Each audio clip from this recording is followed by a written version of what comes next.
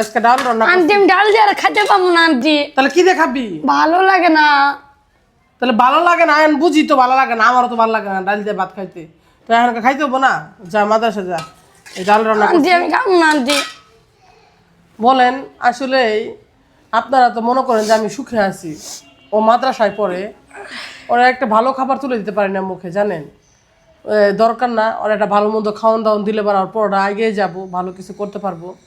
কিন্তু জানেন টাকার অভাবে ওর ভালো খাওয়ান দিতে পারি না। এই যে দেখেন ডাউল রান্না করছি, খাইতে চাই না, পোলাপান কত খাওয়ান যায়।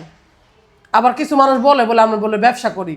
মানুষ তো অনেক কিছু দিয়ে ব্যবসা করে, আমরা কি আদৌ ব্যবসা করি? আজকে ওর মুখ থেকে শুনেন, মানুষে বড় বড় কথা বলে কয় আমি ব্যবসা করি, বাচ্চা দিয়ে ব্যবসা করতেছি, ইয়ে করতেছি। আমার যেটা সত্য কথা আমি অবশ্যই আপনাদের মাঝে প্রেজেন্ট করতেছি। তাহলে এই কথাটা তো ব্যবসার কোনো বিষয় আসে না। অবশ্যই আমি ভিডিও করি আমার পোলাপানের আহার জোটানোর জন্য। তো মাহিন, কতদিন ধরে আজকে এই যে ডাউল কতদিন ধরে খাইতেছো? আর এই কষ্ট কতদিন ধরে খাইতেছো? 1 মাস ধরে। শুনতেই পাইলেন, ও মানে হাঁপায়ে উঠতেছে। ছোট বাচ্চা, এখনো মাদ্রাসার বিল দিতে পারি না। মাদ্রাসার এখনো তোমার ইয়া দিতে পাইছি? না এখনো দিতে পারি নাই। কালকে ফোন আসছিল মাদ্রাসা থেকে যে টাকাটা তো দিলেন না। এখন কি মুখ, আমি যদি আমাকে একজন টাকা পাওয়ার পরে যদি ফোন করে তাকে কি বলবো আমি? একটু যদি আপনারা বলতেন অবশ্যই, তাহলে তার অ্যান্সার দিতাম। কথা বলতে পারি নাই, যে বলছি দিয়ে দিব, কিন্তু এখন আমার হাতে টাকাই নাই, তাহলে দিব কোত্থেকে? আসলেই কে মানে আমি কেমন আছি আমি নিজেই জানি। তো মাহিন, তোমার আন্টি তো কষ্টতে আছে, কি করবা তার জন্য? তুমি যাও গা, তোমার আব্বা আম্মুর কাছে যাও গা। কারণ তোমার তো ভালো খাওয়াইতে পারি না, তোমার ভালো পোশাক দিতে পারি না, তাহলে কি করবো বলো? না আন্টি আমি আপনার কাছে থাকবো। তাই এই যে কষ্ট খায় তো কোনো মাদ্রাসায় পড়া যায় না। মাদ্রাসায় পড়তে গেলে তো ভালো ভালো খাওয়ান দিতে হয়, তোমার ব্রেনটে পড়াশোনা যেন ঢুকে। আমি কষ্ট খাই আপনার কাছেই থাকবো। কষ্ট খায় তাও আল্লাহ কোরআন পড়বা, মানে এরকম চিন্তা। দেখেন আসলে ওর ভিতরে একটা মানে ও কষ্ট করব তবুও কোরআন পড়বো। আপনারা যদি এই ভিডিওটা না দেখেন তাহলে কে দেখবে বলেন? আসলে একটা বাচ্চা কত কষ্ট করে তার বাবা মার স্বপ্নগুলো পূরণ করে। আসলে ওকে না দেখলে বুঝাই যাইতো না। আজকে ও ডাইল দিয়ে ভাত খায়ও, আজকে ওর হাফেজের স্বপ্ন আছে, হাফেজ মাওলানা হবে। তার জন্য ও ডাউল দিয়ে ভাত খাওয়া হইলেও ও হাফেজ মাওলানা হবে।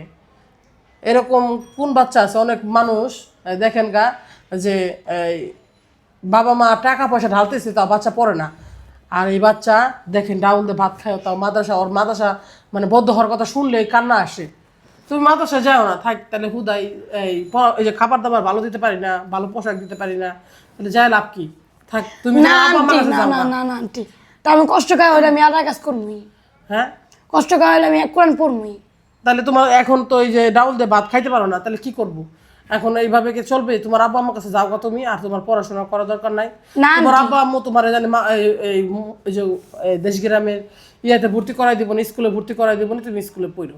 না আন্টি, আমি ডাল ভাত খাওয়া হইলে আমি আল্লাহর কাজ করবই সব জীবন। তো তোমার ভিডিও তো দেখে না বাবা, দেখো মানুষ আমার কয় তোমার যেমন আমি ব্যবসা করি, বলো আমার কষ্ট লাগে না?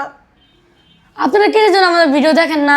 আমরা তো ব্যবসা করি না, আমি মাদ্রাসায় পড়ি, আমি তো কোরআন পড়ি, আমি মিথ্যা কথা বলতে পারি না। শুনতেই পাইলেন। আসলে কি বলবো, আপনারা এগুলো কথা আরে অনেক মানে নাচানাচি করতেছেন, খুব কষ্ট লাগে। আমার মনে হয়েছিল যে মাহিনকে নিয়ে ভিডিও দিলে হয়তো আপনারা মনে করবেন যে আদৌ এটা আমি আপনাদের মাঝে অনেকেই বাচ্চাদেরকে মাদ্রাসায় পড়ান না, জানি আরও 10টা মানুষ জানি মাদ্রাসায় বাচ্চাদের পড়ায় বা আল্লাহর শিক্ষা দেয় জানি। পৃথিবীতে তো মানুষ কি করে এই বাচ্চাদেরকে স্কুলে দিতেছে, ইয়েতে দিতেছে, তাদের বাবা মা কি করে জানেন? এই ভিক্ষে করে খাইতেছে, রাস্তায় চায় খাইতেছে। কিন্তু একটা হাফেজ মাওলানার বাবা মা কোনোদিনও ভিক্ষা করে খায় না, চায় খায় না। তাই বলি যে আমার এই ভিডিও দেখে জানি সবার ঘরে ঘরে জানি একটা হাফেজ মাওলানা তৈরি করে। আর আজকে আপনারা বলেন আমরা ব্যবসা করে খাই। আমরা যদি ব্যবসা করে খাই তাহলে যারা তলা খুলে ভিডিও করে, যারা কাপড় খুলে ভিডিও করে, তারা কি করে খায়? অবশ্যই মতামত দিবেন, কমেন্ট করে জানাবেন। আমরা যদি এই হাফেজ মাওলানা দিয়ে যদি ব্যবসা করে খাই, তাহলে আরও যারা এগুলা করে, যারা এই এই ভিউ কামাই করে টাকা দিয়া, তারপরে কাপড় খুলে ভিডিও করে, তারা কি করে? তারা ব্যবসা করে না?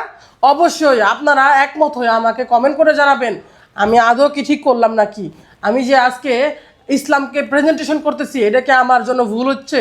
অবশ্যই আপনারা কমেন্ট করে জানাবেন। মাহিন, আমি যে তোমার এইভাবে যে প্রেজেন্টেশন করি মানুষের সামনে, তার বিনিময়ে তুমি কি বলতে চাও? তোমার দেবো আমি ব্যবসা করে খাই, আরও যে মানুষ খারাপ কিছু করে ভিডিও করতেছে তারা কি করে একটু বলতা?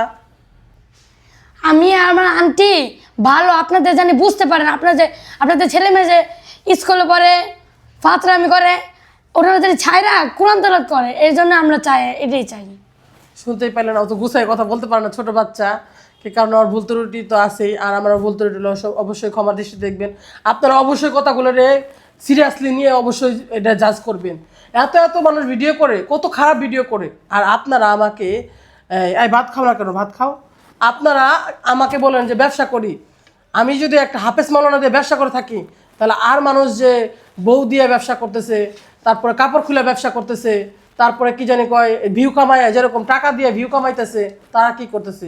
অবশ্যই কমেন্ট সেকশনে এটা চাই আমি অবশ্যই আপনাদের কাছে জানতে চাই মতামত। আপনারা কি মতামত দিবেন, আমারটা রাইট নাকি অন্য জনাগুলো রাইট, এটা আপনারা অবশ্যই জানাবেন।